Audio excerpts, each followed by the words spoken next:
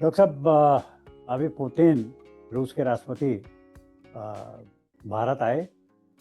उससे पहले उन्होंने एक बात कही थी वर्ल्ड के नेताओं से कि व्यक्ति का आयु 150 साल तक जा सकती है।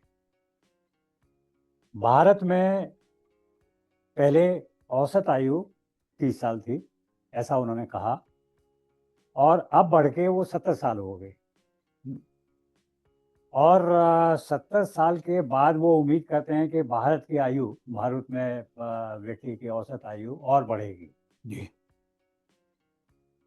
वो कितना सक्षम है व्यक्ति का उस आयु में जीना कि 70 से 100 साल लगा लीजिए। 70 से बहुत सारे ऐसे लोगों के बारे में हमने सुना कि वो 90-95 साल की एज तक वो जिए।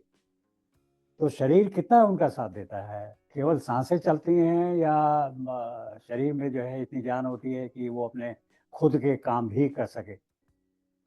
जो मैं देख रहा हूँ 90 ईयर्स तक भी अब जो लोग रहते हैं वो अपना काम काफ़ी हद तक काफ़ी क्या कर ही लेते हैं।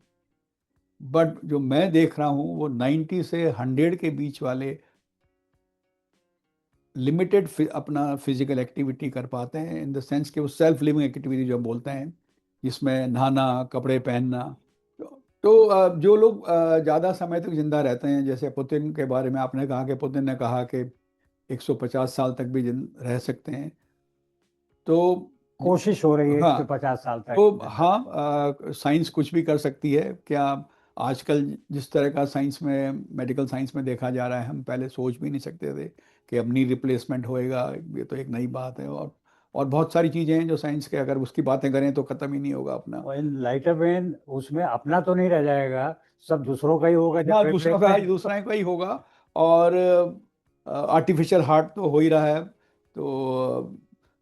तो जो लोग ज़्यादा जिंदा रहते हैं, हाँ, काफ़ी हद तक वो फिजिकली एक्टिव रहते हैं। बट 90 के बाद जो मेरा एक्सपीरियंस है, मैंने देखा है स्लो हो जाते हैं, किसी की याददाश्त कम हो जाती है।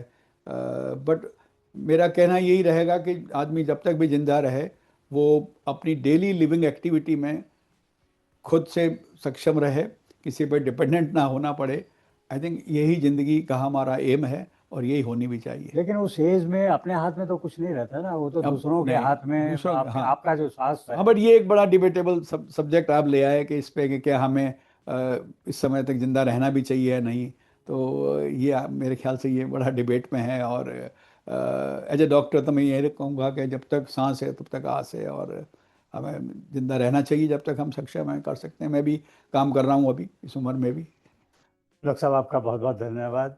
आपने बहुत अच्छी जानकारियां दी स्वास्थ्य के बारे में। बहुत आपने प्रिकॉशंस के लिए बताया एक व्यक्ति किस तरह से स्वस्थ रह सकता है, बीमारियों को दूर रख सकता है। तो ये थे डॉक्टर एएस दवे, एमडी, जो 1980 से प्रैक्टिस कर रहे हैं और उसका अनुभव उनके साथ है। और वो अनुभव उनके इन सुझावों में झलकता है कि आप स्वस्थ कैसे रह सकते हैं। आपका बहुत बहुत धन्यवाद। नमस्कार। धन्यवाद।